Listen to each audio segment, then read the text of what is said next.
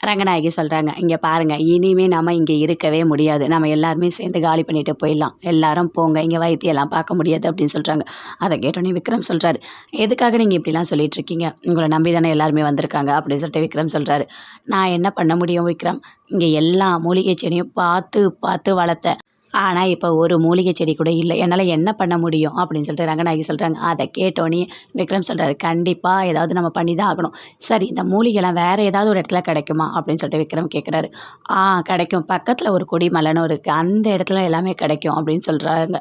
அதை கேட்டோன்னே சரி, நானே போயிட்டு அந்த தேவையான எல்லாமே எடுத்துகிட்டு வரேன் அப்படின்னு சொல்கிறாரு. அங்கே போக முடியுமா விக்ரம், உன்னால் பண்ண முடியுமா அப்படின்னு சொல்லிட்டு கேட்குறாங்க ரங்கநாயகி. கண்டிப்பாக என்னால் முடியும், நான் போகிறேன் அப்படின்னு சொல்லிட்டு ஒரு கொம்பு எடுத்துகிட்டு அந்த காட்டுக்குள்ளே போகிறாரு. போயிட்டு சுற்றி பார்க்குறாரு. பார்த்தோன்னே அந்த செடியை கண்டுபிடிச்சிட்டாரு.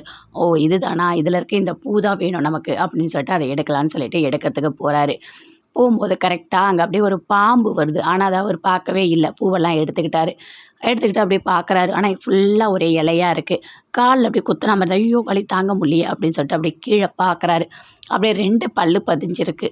ஐயோ பாம்பு பாம்பு கடிச்சிட்ருக்கு போல இருக்குது அப்படின்னு சொல்லிட்டு அப்படியே மயக்கத்தில் அப்படியே ஒரு மாதிரி பார்க்குறாரு. ஐயோ வலி தாங்க முடியலையே அப்படின்னு சொல்லிட்டு அப்படியே ரத்தமாக இருக்குது. அப்படியே பார்த்துட்டே இருக்காரு. என்ன பண்ணுறதுனே தெரியலையே அப்படின்னு சொல்லிட்டு அப்படியே ஒரு மாதிரி கேராகி அப்படியே கீழே விழுறாரு. அப்போ வேதா யோசிக்கிறாங்க, அவர் மட்டும் தனியாக போயிருக்காரு, ஏதாவது ஆகிடுமா, இதை கரெக்டாக எடுத்துகிட்டு வருவாரா அப்படின்னு சொல்லிட்டு ஒரு பக்கம் யோசிச்சுட்டே இருக்காங்க. போய் ரொம்ப நேரம் ஆச்சு, வரவே இல்லையே அப்படின்னு சொல்லிட்டு அவங்க ஒரு பக்கம் யோசிச்சுட்டே இருக்காங்க. போயிட்டு ரங்கநாயகிட்ட சொல்கிறாங்க, இல்லை அவர் போய் ரொம்ப நேரம் ஆச்சு, வரவே இல்லை, என்னாச்சுன்னு தெரியல அப்படின்னு சொல்கிறாங்க. அப்படியா, சரி நம்ம யாரையாவது அனுப்பி பார்க்க சொல்லலாம் அப்படின்னு சொல்லிட்டு ரங்கநாயகி சொல்கிறாங்க. ஒரு 2 பேரை அனுப்பி வைக்கிறாங்க. அவங்க போயிட்டு காட்டில் தேடுறாங்க. தேடினோடனே விக்ரமை பார்த்துட்டாங்க. பார்த்துட்டோன்னே என்னாச்சு, ஐயோ கீழே இருக்காரு அப்படின்னு சொல்லிட்டு ஓடி போய் பார்க்குறாங்க. பார்த்தா 2 காலில் அப்படியே கொத்துற மாதிரி இருக்கு. ஐயோ பாம்பு கடிச்சிட்ருக்கு அப்படின்னு சொல்லிட்டு அப்படியே தூக்கிட்டு வராங்க. தூக்கிட்டு வந்தோடனே ரங்கநாயகிட்ட சொல்கிறாங்க, பாம்பு கடிச்சிருக்கு அப்படின்னு சொல்லிட்டு அவங்க தேவையான அந்த மூலிகைலாம் எடுத்துகிட்டு வர சொல்கிறாங்க. எடுத்துகிட்டு வந்துட்டு அப்படியே விக்ரமுக்கு அதெல்லாம் விடுறாங்க. கண்டிப்பாக ஒரு சரியாயிடும் அப்படின்னு சொல்லிட்டு வேதா கிட்ட சொல்கிறாங்க. வேதா பயங்கர